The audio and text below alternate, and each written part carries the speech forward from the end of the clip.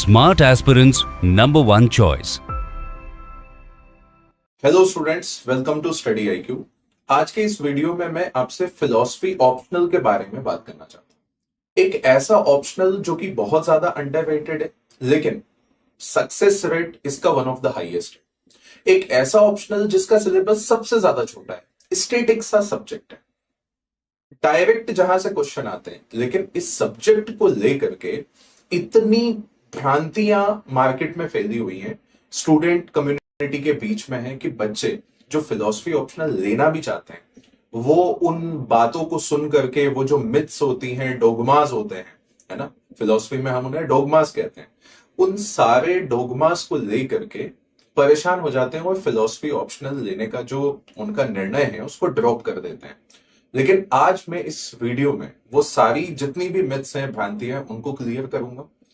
Philosophy optional का syllabus आप लोगों से डिस्कस करूंगा और ऑप्शनल डिसाइड करते समय जो जो क्राइटेरिया, जो जो हम दिमाग में लेकर के चलते हैं, वो सारी बातें आपसे डिस्कस करूंगा कि देखिए फिलॉसफी ऑप्शनल ये होता है, इसके यहाँ पे ये ओवरलैप्स है।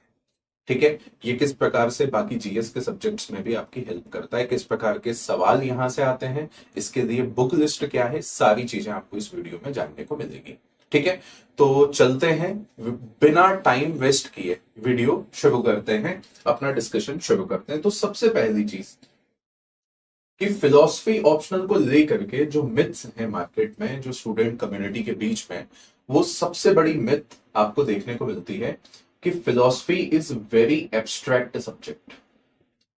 यार, फिलॉसफी एब्स्ट्रैक्ट सब्जेक्ट है, लेकिन वो एब्स्ट्रैक्शन बहुत एक माइन्यूट लेवल पे, स्टार्टिंग पॉइंट पे आपको समझ में आता है। लेकिन जैसे ही आप फिलॉसफी की टर्मिनोलॉजीज को समझने लगते हैं, उसकी नेटिग्रिटीज को समझने लगते हैं, जैसे भगवत गीता, पहली बार जब हम पढ़ते हैं तो आपको क्या लगता है कि यार ये क्या बातें बोल रहे हैं। लेकिन जैसे जैसे हम पहले अध्याय से दूसरे अध्याय में, या दूसरे अध्याय से तीसरे अध्याय की तरफ आगे बढ़ते हैं, तो हमें उसके बारे में बहुत अच्छे से जानकारी होने लगती है कि भगवान श्री कृष्ण अर्जुन से किस प्रकार की बातें करते हैं। इसी प्रकार से फिलॉसफी ऑप्शनल में भी ग्रेड्स हैं। जैसे जैसे आप थोड़े से लेवल्स इसके ऊपर चढ़ने लगते हैं, बेसिक टर्मिनोलॉजी समझ के आप इस पॉइंट पे पहुंच जाते हैं कि अच्छा, ये फिलोसफर ये बात बोलना चाहता है, उसके बाद ये सब्जेक्ट आपको एब्स्ट्रैक्ट नहीं लगेगा। एक प्रकार की पिक्चर आपके दिमाग में, एक मूवी चलने लगेगी दिमाग में कि अच्छा, प्लेटो बैठे हैं और प्लेटो और सोक्रेटिस के बीच में क्या संवाद हो रहा है। इस प्रकार से आपको इमेजिनेशन होने लगेगा। फिलॉसफी आपकी एनालिटिकल, इमेजिनेटिव पावर को बढ़ा देता है, ऑटोमेटिकली बढ़ा देता है। अब एब्स्ट्रैक्ट उन बच्चों को लग रहा है जो ये समझ नहीं पा रहे हैं कि ब्रह्म सत्यम जगत मिथ्या जीवो भ्रमेव न परा। ब्रह्म ही सत्य है, जगत तो सिर्फ मिथ्या है। जीव और ब्रह्म दो अलग अलग चीज नहीं है, एक ही है। अब यही बात एक मैं किसी 4 साल के बच्चे को कहूंगा या 10th क्लास के बच्चे को कहूंगा तो उसको समझ में नहीं आएगी, लेकिन किसी भी ज्ञानी पुरुष को यह बात कही जाएगी तो उसको बड़ा मजा आएगा इस बात को सुन के कि हाँ यार, बात तो बिल्कुल सही है। ठीक उसी प्रकार से फिलॉसफी ऑप्शनल भी एक there is a requirement of a certain level of intellect in philosophy। यदि वो आप में है, आप ज्ञान पाने के लिटरली इच्छुक हो, आप रटना नहीं चाहते हो, सब्जेक्ट को समझना चाहते हो, इमेजिन करना चाहते हो, उन फिलोसफर्स जिन्होंने अपनी जिंदगी खपा दी है आपके ज्ञान को बढ़ाने के लिए, उनकी जिंदगी कुछ महीनों तक जीना चाहते हो, तो फिर कोई प्रॉब्लम नहीं है, आपको ये सब्जेक्ट कभी भी एब्स्ट्रैक्ट नहीं लगेगा। दूसरी चीज, फिलॉसफी के बारे में सबसे बड़ी मिथ कि इंजीनियरिंग सब्जेक्ट, ये इंजीनियरिंग बैकग्राउंड के या साइंस बैकग्राउंड के जो बच्चे होते हैं उनको फिलॉसफी ऑप्शनल नहीं लेना चाहिए। गलत बात है। फिलॉसफी में किसी भी प्रकार का कोई भी बैकग्राउंड रिक्वायरमेंट नहीं होता है। यहां तक कि आप वेस्टर्न फिलॉसफी में आपको बताऊंगा, कुछ ऐसे थिंकर्स आप पढ़ेंगे जो खुद मैथमेटिशियन है। आप डेकार्ट ले लीजिए, Descartes was one of the mathematician, Spinoza was one of the mathematician. तो जब फिलोसफर खुद एक मैथमेटिक्स या साइंस बैकग्राउंड से आ रहा है, तो स्टूडेंट भी तो आ ही सकते हैं ना, उसके लिए रोक तो कुछ भी नहीं है। इनफैक्ट डेकार्ट स्पिनोजा की तो जो मेथड्स है उन्हें मैथमेटिकल मेथड ऑफ फिलोसफी ही कहते हैं। लेबनीज का आपने नाम भी सुना होगा, मैथमेटिशियन, फिलोसफर है हमारे यहाँ पे।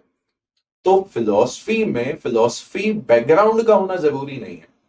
कोई भी व्यक्ति जो अपने नॉलेज में वृद्धि चाहता है, ज्ञान में वृद्धि चाहता है और यूपीएससी को भी क्लियर करना चाहता है, तो उसके लिए फिलोसफी कोई टफ सब्जेक्ट नहीं है। किसी प्रकार के कोई बैकग्राउंड की जरूरत नहीं है। हर साल इंजीनियर्स, डॉक्टर्स, कॉमर्स बैकग्राउंड, हर बैकग्राउंड से बच्चे फिलोसफी ऑप्शनल लेते हैं, सिलेक्ट भी होते हैं।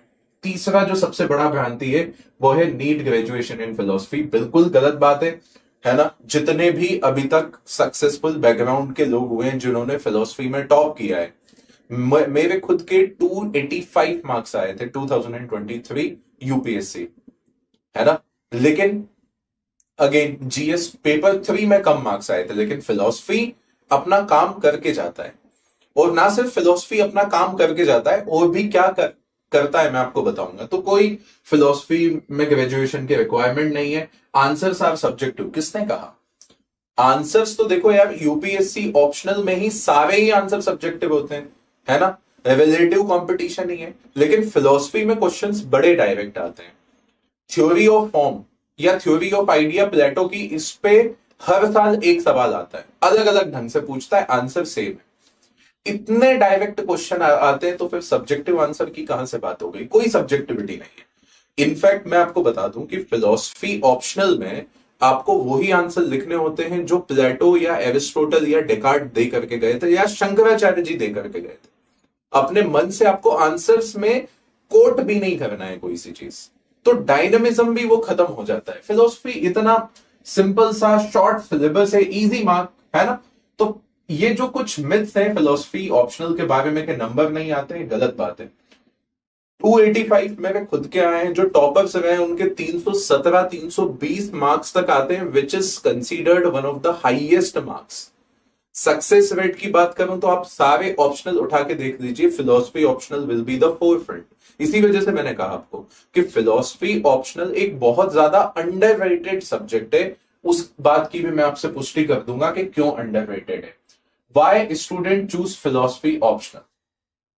Reason is simple, shortest syllabus. आप जितने भी ऑप्शनल जो आपने सुने हुए हैं, आप वो सारे ऑप्शनल उठा लीजिए, जिनको कंप्लीट करने में आपको कितने, लगभग 350 से 500 घंटे लग जाते हैं। फिलोसफी ऑप्शनल आपको 150 से 200 घंटे के अंदर कंप्लीट हो जाता है। यानी कि 3 महीने की प्रिपरेशन, फिलोसफी ऑप्शनल कंप्लीट। जहां 6 महीने में लोगों का ऑप्शनल कंप्लीट होता है, वहां फिलोसफी आपका ऑप्शनल कंप्लीट होकर के आंसर राइटिंग करके आप 2 बार अच्छे से रिवाइज भी कर सकते हैं।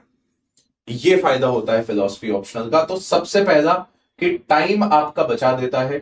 कोई बैकग्राउंड रिक्वायरमेंट नहीं होती, आप इंजीनियर हो, डॉक्टर हो, साइंस के स्टूडेंट हो, कॉमर्स के स्टूडेंट हो, कोई फर्क नहीं पड़ता। आप बस आइए फिलोसफी पढ़ना। इनफैक्ट यार, हम सब फिलोसफर हैं। ये जितनी भी ब्रांचेस हैं वो सारी फिलोसफी से निकल करके आई हैं। जितनी भी ब्रांचेस आप देख लीजिए, चाहे वो बायोलॉजी हो, चाहे वो केमिस्ट्री हो, चाहे फिजिक्स हो, जब इंसान ने सोचना शुरू किया मतलब वो फिलोसफर बन गया। उसको सिस्टमेटाइज किया तो वो एक पर्टिकुलर ब्रांच बन गई। ठीक है। तो साइंस की जितनी भी, इसी वजह से फिलोसफी को मदर ऑफ ऑल साइंस भी कहा जाता है। High conceptual beauty. आप इतने बड़े बड़े थिंकर्स को पढ़ते हैं, उनकी जिंदगी को जीते हैं 3 महीने तक, कि आपकी अपने जीवन में जो कमियां होती हैं, आपकी पर्सनालिटी में जो कमियां होती हैं, उनसे सीख करके आप आगे बढ़ जाते हो। ठीक है। ऐसा कहा जाता है कि the best way to look forward is to sit on the shoulders of your knowledgeable man. ठीक है। आपके जो फोर फादर्स हुए हैं, जो ज्ञानी हुए हैं, उनके कंधों पर बैठ करके आप आगे की दुनिया देख सकते हैं। और फिलोसफी ठीक वैसा ही ऑप्शनल है। ठीक है। Revision become easier. जहां आपको भैया, जहां 7 से 8 महीने में नॉर्मल ऑप्शनल कंप्लीट होंगे, वहां फिलोसफी 3 महीने में कंप्लीट करके आप अगले 3 से 4 महीने में 10 बार उसका रिविजन कर सकते हैं। And revision is the key to success in UPSC. तो philosophy will enables you to have more and more revision. Apart from that, it is writing friendly. Questions are direct. कोई डेटा याद करने की जरूरत नहीं है, क्योंकि डेटा होता ही नहीं है फिलॉसफी में। किसी भी प्रकार का डेटा नहीं होता है, कोई रिपोर्ट्स नहीं होती हैं। एग्जाम्पल भी वो एग्जाम्पल है जो सदियों से चले आ रहे हैं। आप सब लोगों ने एलिगोरी ऑफ केव का नाम सुना होगा। आप सब लोगों ने सुना होगा कि सांप में रस्सी में सांप दिखता है ना, रोप स्नेक इल्यूजन। तो ये सदियों से चले आ रहे हैं, एग्जाम्पल भी अपडेट नहीं होते हैं। तो कोई डेटा इस प्रकार की अपडेशन की जरूरत नहीं है, कोई मैप ड्रॉ नहीं करना है, कोई करंट अफेयर का बर्डन नहीं है, and no remembering the hundreds of committee. कुछ भी नहीं करना है, सिर्फ एक फिलोसफर उठाना है, उसकी जिंदगी को जीना है, वो जो बोल रहा है उसको अप्रिशिएट करना है कि अच्छा इसने ये बोला है ना। आप जब प्लेटो पढ़ रहे होते हैं तो you will become Plato first, और जैसे ही आप प्लेटो बनते हैं, प्लेटो की सारी बातें आपको इजी लगेगी कि अच्छा यार ये तो सही बात है। फिलॉसफी पढ़ने का सबसे अच्छा तरीका है कि be the philosopher to whom you want to study. Simple, जिस फिलोसफर को पढ़ना है वैसे ही बन जाओ एक बार। मैं ये नहीं बोल रहा हूं कि आपको प्लेटो जैसा बन जाना है उस समय के लिए, आपको बस ये देखना है कि प्लेटो जो बोल रहा है वो सही है, क्यों सही है। अब प्लेटो बन करके देखो, उनकी जगह अपने आप को रख करके देखो, ऑटोमेटिकली आपको चीजें समझ में आ जाती हैं, कॉन्सेप्ट क्लियर हो जाते हैं। And that is why philosophy is the best optional for you guys, and that is why philosophy can save 3 months of your preparation, and 3 months are, you know, a significant time। मतलब 3 महीने में आप देखा जाए जो philosophy आपका बचा करके देगा आपको, आप 2 जीएस के सब्जेक्ट कंप्लीट कर सकते हो, वो भी बड़े बड़े, एक महीने में। आप पॉलिटी खत्म कर सकते हो, आप इकोनॉमी खत्म कर सकते हो, 4 छोटे सब्जेक्ट खत्म कर सकते हो आप, आईआर, गवर्नेंस, सोसाइटी, और एक और कोई सा उठा लीजिए। तो फिलॉसफी आपको जीएस में हेल्प कर देगा, जीएस के लिए टाइम बचा देगा कि ये लीजिए टाइम, थाली में रख करके दे देगा कि यार ये लेके जाइए टाइम, क्योंकि मुझे सिर्फ 3 महीने चाहिए आपसे, वो भी डेडिकेटेड, दैट्स इट। इसके अलावा मुझे कुछ नहीं चाहिए। Moving ahead with this, now we can discuss the syllabus. तो फिलॉसफी में बच्चों आपके पास में 2 पेपर्स होते हैं, ये तो हम सब लोगों को पता ही है ना।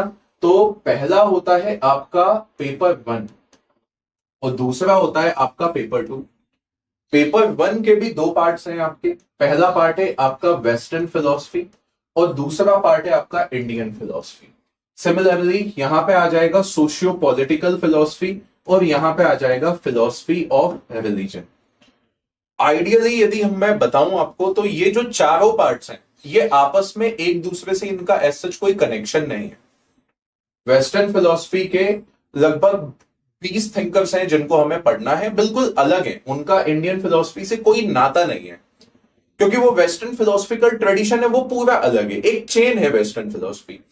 इंडियन फिलोसफी में थिंकर्स थोड़े से आपस में कनेक्टेड हैं, लेकिन इनका इनसे कोई कनेक्शन नहीं है। फिर आ जाएगा आपका सोशियो पॉलिटिकल फिलोसफी, इसका भी बाकी लोगों से कोई कनेक्शन नहीं है, और इसका भी भाई बाकी लोगों से कोई कनेक्शन नहीं है। तो बेसिकली फिलोसफी के अंदर आपको 4 प्रकार की फिलोसफी पढ़नी है। Western philosophy, Indian philosophy, socio political philosophy and philosophy of religion. ये 4 प्रकार की फिलोसफी किस तरीके से आपको आपके एसे में, आप एथिक्स में, आपके जीएस पेपर 1 में, जीएस पेपर 4 में हेल्प कर देगी, वो मैं आपको बताऊंगा। सबसे पहले वेस्टर्न फिलोसफी में एक सिलेबस क्या होता है, थिंकर्स कौन होते हैं, उनको किस प्रकार से हम डिस्कस करने वाले हैं, वो आप देख लीजिए। तो वेस्टर्न फिलोसफी में जर्नी हम शुरू करेंगे प्लेटो से। देखिए होता क्या है, फिलोसफी का सिलेबस देखा जाएगा तो बहुत बड़ा है, लेकिन यूपीएससी ने बहुत सिंपल सा सिलेबस दिया है। जैसे आप एमए करने जाएंगे तो आपको बहुत लंबा चौड़ा सिलेबस देखने को मिलेगा, उतना यहां पे नहीं है, सिंपल सा। क्योंकि प्लेटो के पहले प्री सोक्रेटिस बहुत सारे थिंकर हुए हैं, प्री प्लेटोनिक बहुत सारे थिंकर हुए हैं, लेकिन उनको हम नहीं पढ़ते हैं। इवन हम सोक्रेटिस को भी नहीं पढ़ते हैं, हम सिर्फ प्लेटो से शुरू करते हैं। प्लेटो, एरिस्टोटल, एंशियंट ग्रीक में हम सिर्फ 2 थिंकर पढ़ते हैं, प्लेटो, एरिस्टोटल, खत्म। और देखना, मतलब जो बच्चे फिलोसफी पढ़ते हैं उनको पता होगा, आप में से जितने भी बच्चे हैं, एक दिन में एक फिलोसफर खत्म हो जाता है। वेस्टर्न फिलोसफी में टोटल 22 थिंकर्स हैं और हमें 22 डेज लगते हैं वेस्टर्न फिलोसफी खत्म करने में। एक दिन में मैं कभी भी एक फिलोसफर से ज्यादा नहीं पढ़ाता हूं, एक फिलोसफर पढ़ते हैं, उसको समझते हैं, उसको लिखते हैं अच्छे से। बच्चों को टाइम दिया जाता है कि आप अच्छे से इसको पढ़िए, एब्जॉर्ब करिए जो वो थिंकर कहना चाहता है। आपका जो स्टडी मटेरियल दिया गया है, जो स्टैंडर्ड नोट्स स्टडी आईक्यू ने दिए हैं, उसको अच्छे से पढ़िए। एक दिन में बच्चा उसको एब्जॉर्ब करके आता है, फिर दूसरा थिंकर शुरू कर देते हैं।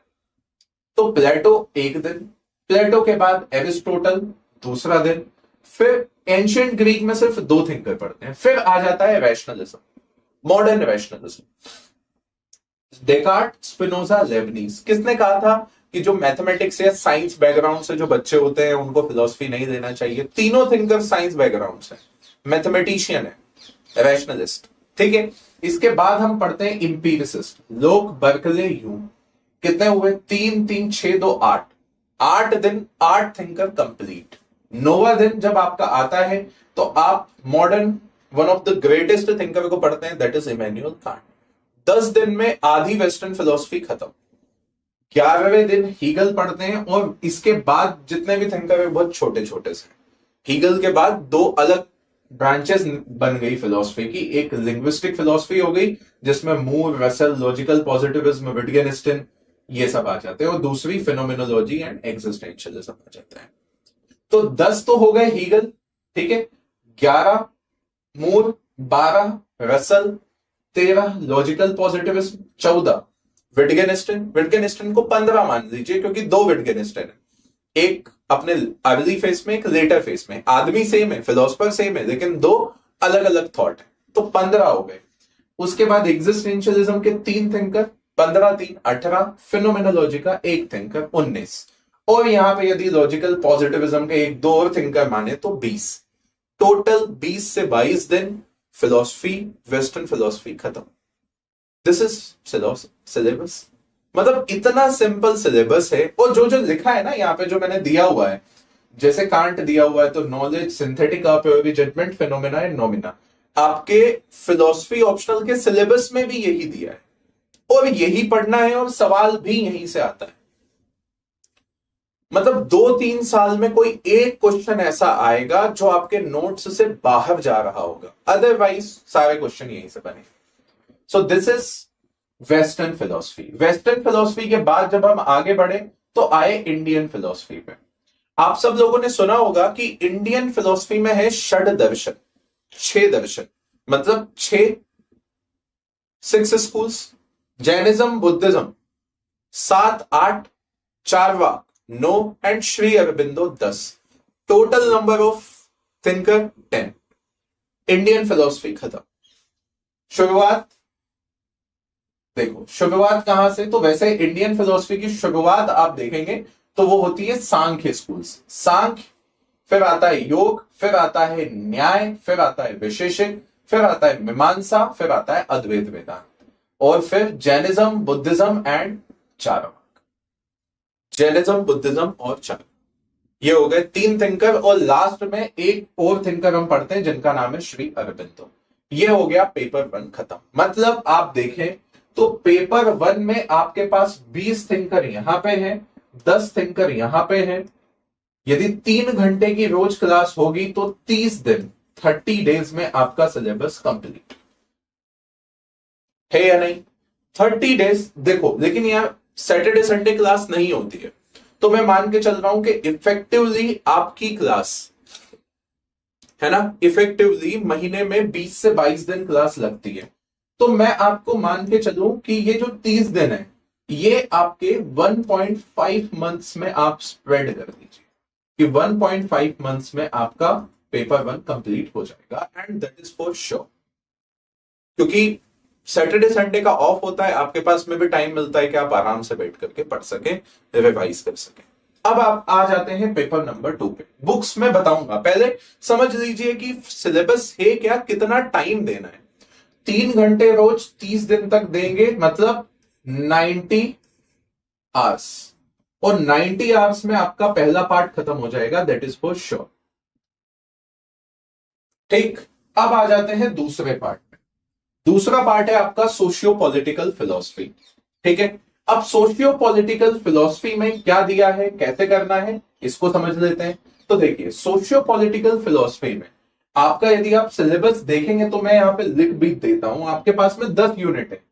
जो आपकी फर्स्ट यूनिट है, this first unit is related to certain socio political ideals such as liberty, equality and justice.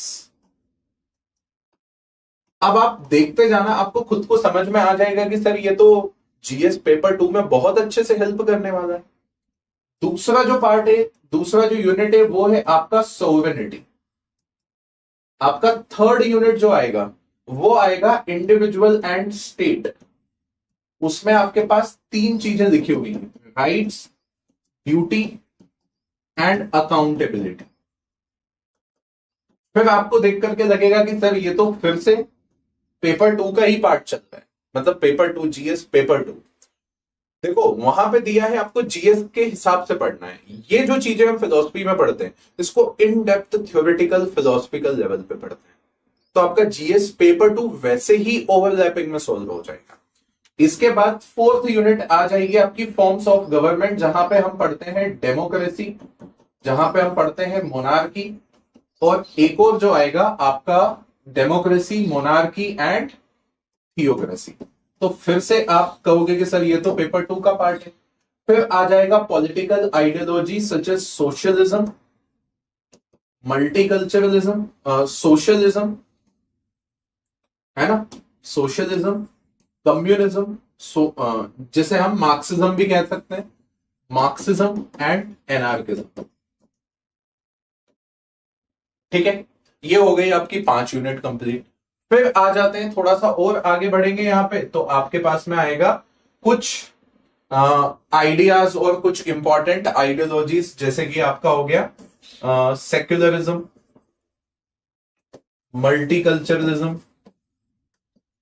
Multiculturalism and humanism. ये आपका पेपर 1 का पार्ट हो जाएगा, एंड ह्यूमनिज्म। फिर आपका आ जाएगा यूनिट नंबर 10 पे यदि मैं आऊं तो Gandhi and Ambedkar, caste discrimination, Gandhi versus Ambedkar. ठीक है, फिर आ जाएगा यूनिट नंबर 9 वुमेन एम्पावरमेंट। ठीक है, प्रॉपर्टी राइट्स टू वुमेन, ये आ जाएगा। ठीक है, अब बचा आपका 6, 7 और 8, है ना। 8th नंबर पे आ जाएगा आपका forms of punishment, forms of punishment. उसमें पनिशमेंट की थ्योरी है capital punishment and all, and unit number 7 will be the social progress. अब यदि इस सोशियो पॉलिटिकल फिलोसफी को आप देखें तो अपार्ट फ्रॉम थिंकर, आप खुद कहेंगे कि सर ये तो पूरा आपका जीएस का पार्ट आपने बता दिया। 1, 2, 3 and 4, these 4 units are related to GS paper 2. Socialism, communism, again GS paper 2। ये वाला पार्ट हो गया आपका जीएस पेपर 1। ये वाला पार्ट दोनों फिर से जीएस पेपर 1 का पार्ट हो गया, और सोशल प्रोग्रेस ये एक कॉमन फेनोमेना हो गया। ओवरलैपिंग आप समझ पा रहे हो, इसी वजह से मैंने कहा था philosophy is one of the most underrated optional. इससे ज्यादा अंडररेटेड ऑप्शनल क्या होगा? किसी ने कभी बात ही नहीं की कि ये सारी चीजें आपको जीएस पेपर 1 से लेकर के जीएस पेपर 2 या 3, 4 में हेल्प करेगी। अभी 4 पे तो मैं आया ही नहीं हूं, ऐसे तो मैंने बात ही नहीं की है, आते हैं अभी उस पे भी। तो ये हो गया पेपर 2 पार्ट 1, 10 यूनिट, मुश्किल से 10 से 15 दिन सिलेबस कंप्लीट हो जाएगा। इसके बाद हम चलते हैं लास्ट वाले पार्ट पे, that is philosophy of religion. ये एक ऐसा सब्जेक्ट है, एक ऐसा फिलॉसफी का पार्ट है जो आपने बचपन से पढ़ा होगा। ऐसे क्वेश्चंस जो आपने बचपन से अपने मम्मी पापा से सवाल किए होंगे, कई बार उन्होंने आपको आंसर देने की भी कोशिश की होगी, और कई बार वो फेल भी हो गए होंगे, उन्होंने आपको भगा दिया होगा कि भागो यहां से, उल्टे सवाल मत किया करो।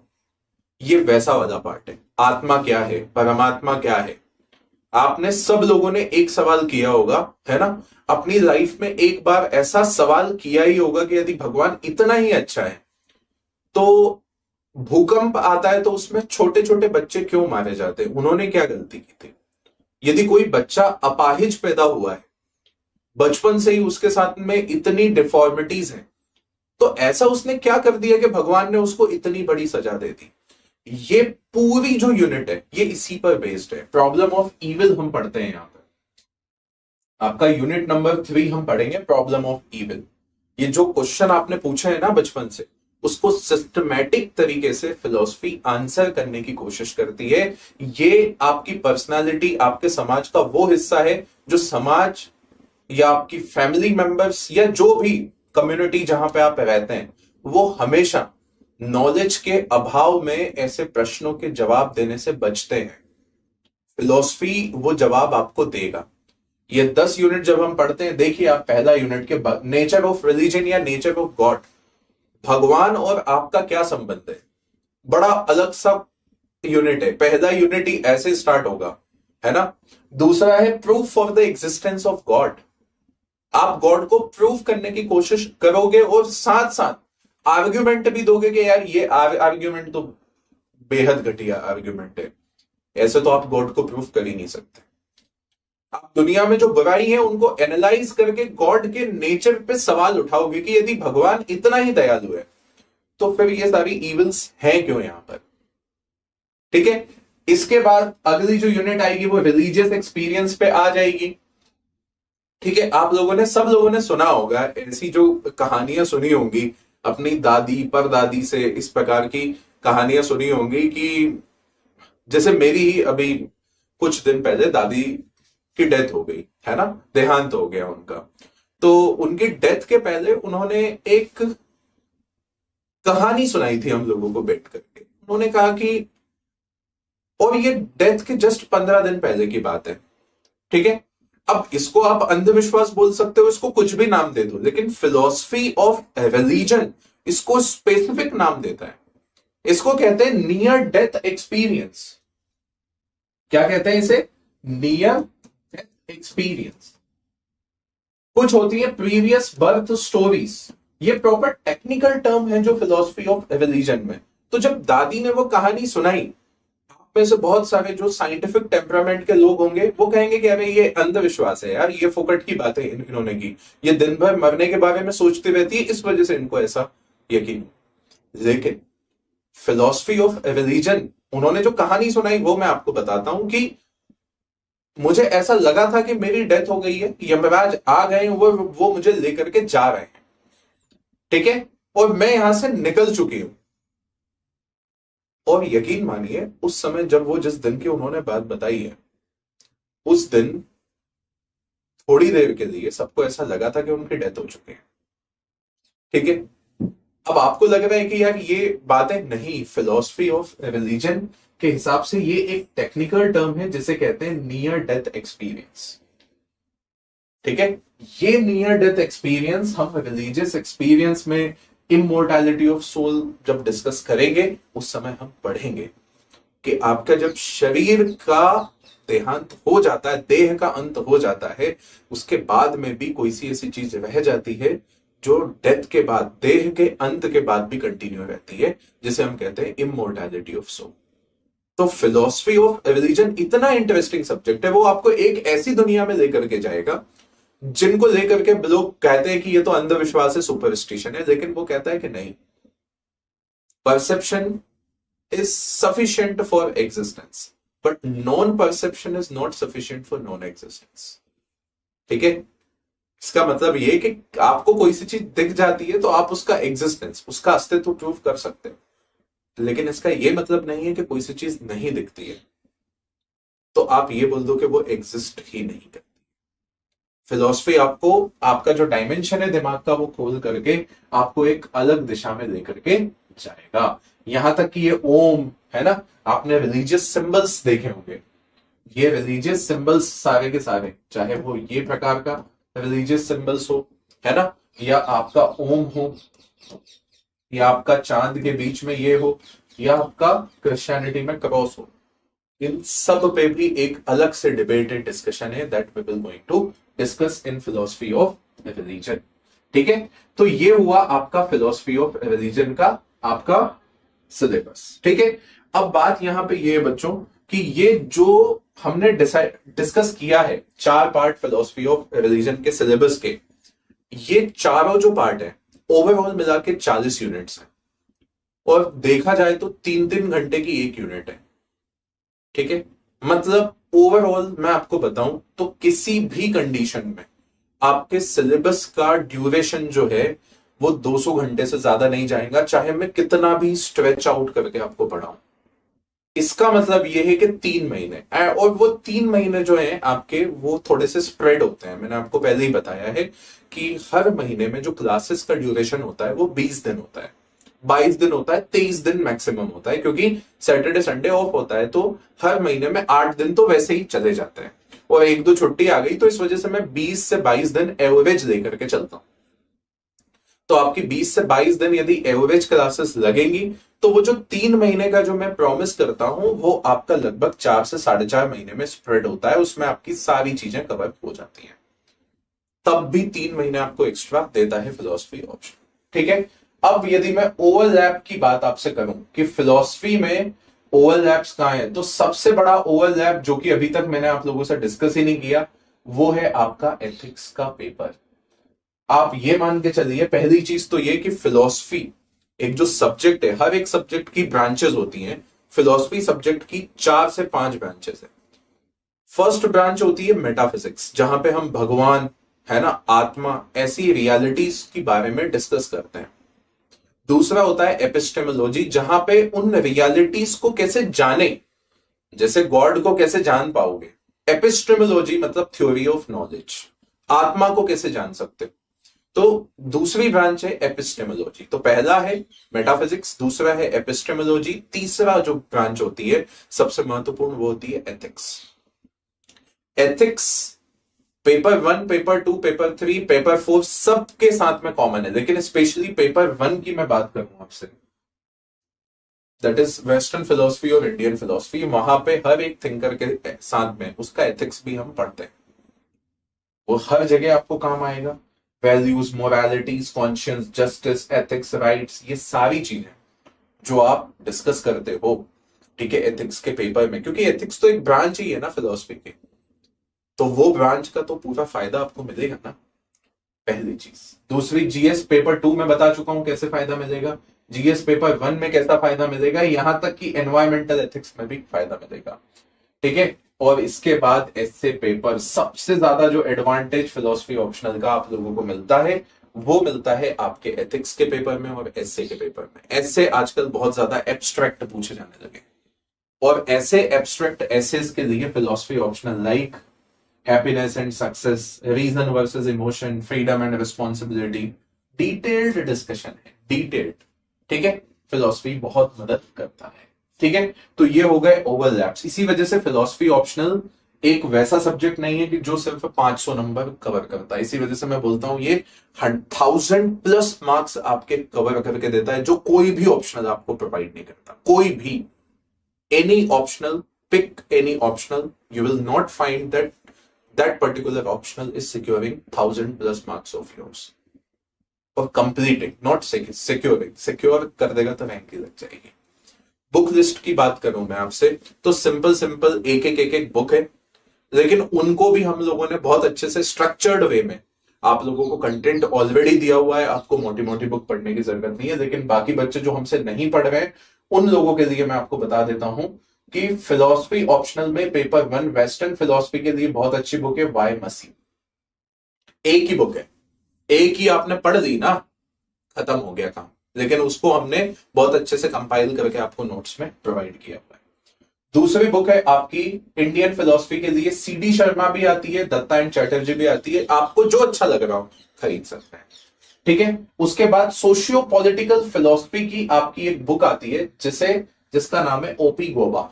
एक ही किताब है, वो आप खरीद लीजिए। और मसीही एक और बुक आती है वाई मसी, जो कि आपकी फिलोसफी ऑफ रिलीजन के लिए आती है। इसके अलावा यदि आप इग्नू का मटेरियल ले लें और PYQ खरीद लें तो सेल्फ स्टडी भी कर सकते हैं। ठीक है, ये रही बुक लिस्ट। अब वो बच्चे जो हम लोगों से मुझसे नहीं पढ़ना चाहते हैं उन लोगों के लिए मैं एक स्ट्रेटजी बता देता हूं। बाकी हम लोग ये फॉलो करते हैं कि कैसे आपको पढ़ना है, कैसे 1 by 1 स्टेजेस में जाना है। तो पहला महीना बिल्ड द फाउंडेशन। फर्स्ट, पहले तो आपको सिलेबस की अंडरस्टैंडिंग हो जाए, जो कि आपको इस वीडियो लेक्चर के बाद में हो जाएगी। इसके बाद आपको पढ़ना शुरू करना है। सपोज आपने एक महीने के अंदर वेस्टर्न फिलोसफी या इंडियन फिलोसफी कंप्लीट कर लिया। इसके बाद आपने अंडरस्टैंड कर लिया कॉन्सेप्ट, अभी एक महीने आंसर नहीं लिखना है। दूसरा महीना आपको दूसरा पार्ट शुरू कर देना है, और जैसे ही दूसरा पार्ट शुरू होगा पहले पार्ट को रिवीजन पे डाल देना है। You started revision of the first part, like you completed Western philosophy and started reading Indian philosophy. So start revising Western philosophy and start writing PYQ की आंसर राइटिंग वहां से प्रैक्टिस शुरू कर दीजिए। ठीक है, फिर जब आपका थर्ड महीना आएगा तब आपका एक पार्ट पूरा कंप्लीट हो चुका होगा फिलोसफी ऑप्शनल का, इंडियन भी कंप्लीट हो गया। अब इंडियन वेस्टर्न दोनों को साइमल्टेनियसली रिवीजन पे लगा करके तब तक वेस्टर्न का 2 बार रिवीजन हो जाएगा थर्ड महीने में। इंडियन फिलोसफी का पहला रिवीजन कंप्लीट हो जाएगा, इंडियन फिलोसफी का एक आंसर राइटिंग भी हो जाएगा, और फोर्थ महीने में आप लास्ट पार्ट पे आएंगे तब तक एक बार रिवीजन और लगा दीजिए। तो आप समझ रहे हैं ना कि इसमें रिवीजन भी करना इंपॉर्टेंट है, क्योंकि सिलेबस बहुत छोटा है। रिवीजन आप करते जाएंगे तो आपका काम होता जाएगा। And now we will be concluding this lecture with this that जो भी बच्चे इतने ही स्ट्रक्चर्ड वे में हम लोगों से स्टडी आईक्यू में फिलोसफी ऑप्शनल पढ़ना चाहता है, so I am teaching philosophy optional to you guys, है ना।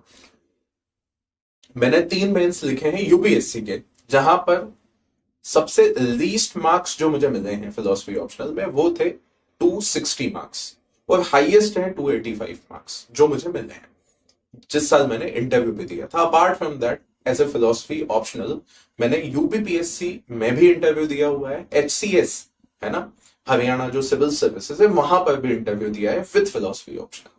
तो फिलोसफी ऑप्शनल का फायदा मुझे बाकी सब जगह उतना ही मिला है जहां यूपीएससी में मिला है। सक्सेस रेट भी अच्छा है, यदि नहीं होता तो इंटरव्यू तक मैं पहुंचता ही नहीं।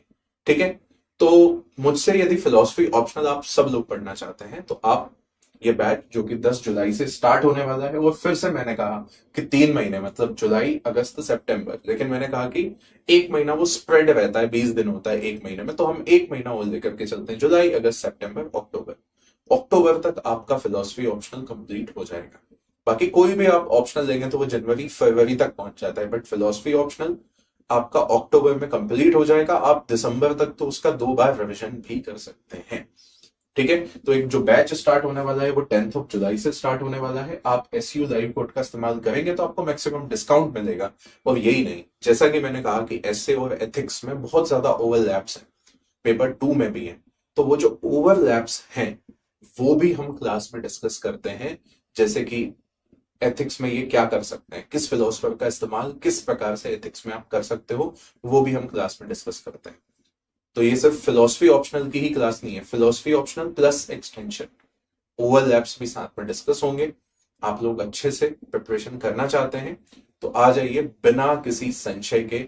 आपने यदि सोच लिया है कि फिलोसफी ऑप्शनल लेना है तो फिर डरने की बात नहीं है। ठीक है, ये सारी जो भ्रांतियां मिथ्स हैं, आई होप कि मैं आपको क्लियर कर पाया हूं। ठीक है, यदि मुझसे टेलीग्राम चैनल पे इंस्टाग्राम पे जुड़ना चाहते हैं तो ये रहे टेलीग्राम चैनल और इंस्टाग्राम की आईडी, आप इसको स्कैन करके ज्वाइन कर सकते हैं, जहां पे मैं अपने बच्चों से लगातार कम्युनिकेट करता रहता हूँ। Thank you so much, will see you in the classes. Thank you. Study IQ IAS, making India smarter and better.